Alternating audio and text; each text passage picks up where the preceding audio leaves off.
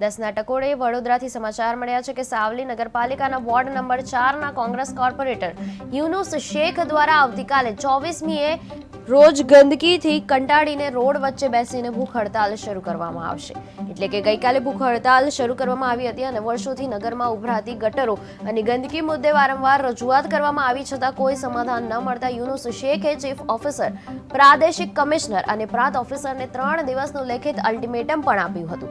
Ultimatum પૂર્ણ થતા તેમણે પોતાના સમર્થકો સાથે મળીને અનોખો વિરોધ પ્રદર્શન કર્યું। આ હડતાળને કારણે તાલુકાના રાજકારણમાં ગરમાવો વધી ગયો છે। આ દરમિયાન સાવલી પોલીસ દ્વારા યુનુસ શેખને અટકાયત કરવામાં આવી, જેના સમર્થનમાં લોકો પણ પોલીસ સ્ટેશન પર એકત્રિત થયા છે।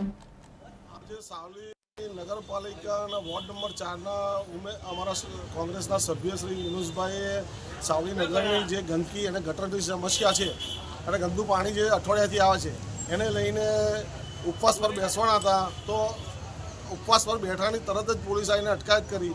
એટલે અમારો કહેવાનો મતલબ એવો છે કે નગરપાલિકાનો વહીવટ ખરાબ છે, તો નગરપાલિકાના અધિકારીઓ આવવા જોઈએ, પોલીસ કેવી રીતના આવી શકે? પોલીસને આગળ કરીને અમને દબાવવાની કોશિશ કરે છે, પણ કોંગ્રેસ પક્ષને અમારા યુનુસભાઈ એ રીતે મક્કમ છે કે આગામી દિવસોમાં આનાથી જલદ કાર્યક્રમ આપી અને અમે વિરોધ દર્શાવીશું।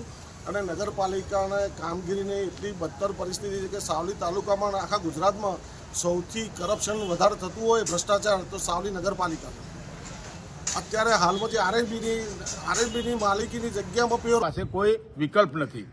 આ ગટરનું પાણી જાહેર માર્ગ એટલે ગામનો રાજમાર્ગ જે છે તેની ઉપર નીકળે છે, લોકો ગોઠણની ટીંડલીઓ સુધી પગ ડૂબી જાય છે। આ જ જગ્યાએથી પવિત્ર તહેવારો ચાલુ થયા હોય, મંદિરે, પવિત્ર મસ્જિદે અને પવિત્ર મંદિરોમાં બી દર્શન કરવા આ જ ગામનો મુખ્ય માર્ગ છે, પણ આ સત્તાધીશોને કે આ ચીફ ઓફિસરને કે કોઈને શરમ આવતી નથી કે ગામના લોકો ગંદા પાણીનો સામનો કરે છે।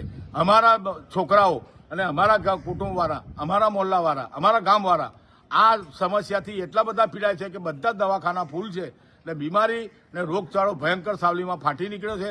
તમે દવાખાનાની અંદર જઈને તપાસ કરો, આ ભ્રષ્ટાચારી લોકોને કોઈ પણ જાતનો ફેરફાર